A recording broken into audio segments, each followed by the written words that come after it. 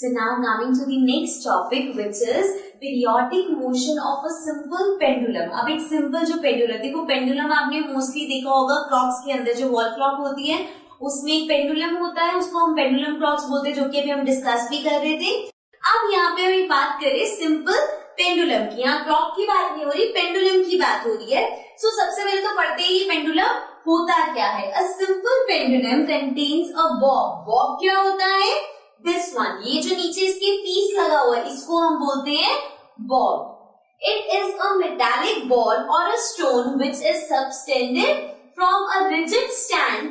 Rigid stand से इसको suspend किया है with the help of a thread. So एक thread की help से इस bob को stand से हमने लटकाया हुआ है. In short, अब ये आप देख सकते हो, this is a pendulum. अभी जरूरी नहीं है कि क्लॉक के नीचे, नॉर्मली अगर आपने एक स्टैंड लिया उस पे एक धागा बांधा और नीचे एक पत्थर बांध दिया तो वो भी एक पेंडुलम बन गया. ओके, अब इस पेंडुलम का जो मोशन है, पीरियोडिक मोशन है, वो हम डिस्कस करेंगे. अब उसके नेम्स क्या आएंगे, न्यू टर्म्स क्या आएंगी, तो एक एक करके वो सारी चीजें डिस्कस करेंगे. So now the next thing we have is auxiliary motion. अब ये auxiliary motion क्या होता है, let's see.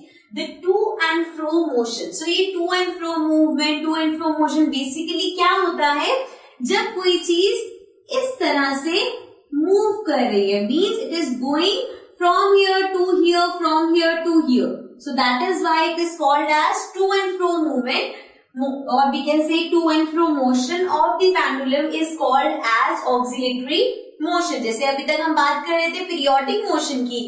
अब यहाँ पे जब ये पेंडुलम इधर से लेके इधर तक मूव करता है तो इस मोशन को नेम दिया जाता है oscillatory motion.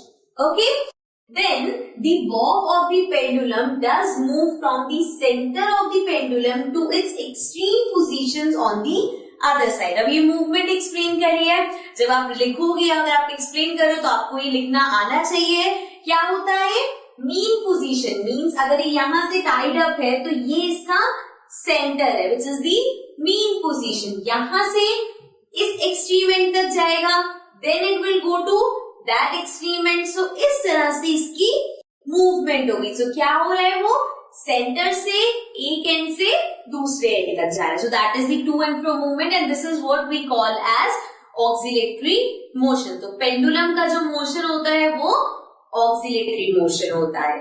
Okay, let's move to the next thing.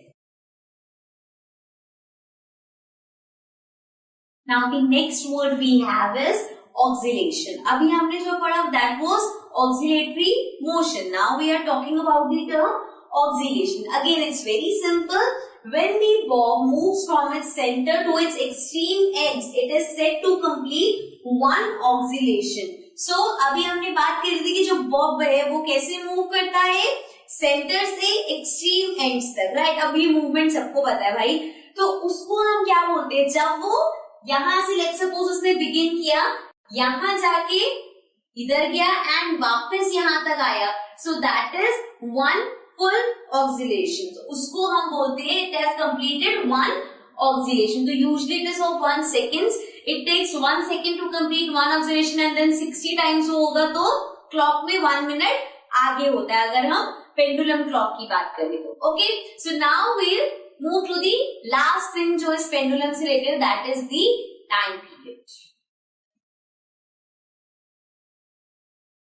So now we have time period. So time taken by the pendulum bob to complete one oscillation is called time period. So उसको हम बोलते हैं time period, जिसमें वो एक oscillation complete करते हैं. जैसे मैंने भी आपको बताया, इट टेक्स 1 सेकेंड यूजली. अब अलग अलग वो आते हैं, सो हो सकता है 0.5 सेकेंड में भी वो कंप्लीट ऑक्सिलेशन कर रहा हो. So it depends on the clocks और दी स्पीड ऑफ पेंडुलम. अगर आपके हाथ में पेंडुलम है और मैं उसको बहुत जोर से ऐसे मूव कर रही हूँ तो वो तो 1 सेकेंड में पता नहीं कितने ऑक्सिलेशन कर देगा.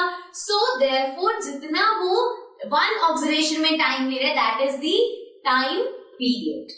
Okay, so now this was about pendulum. Now we move to the next topic.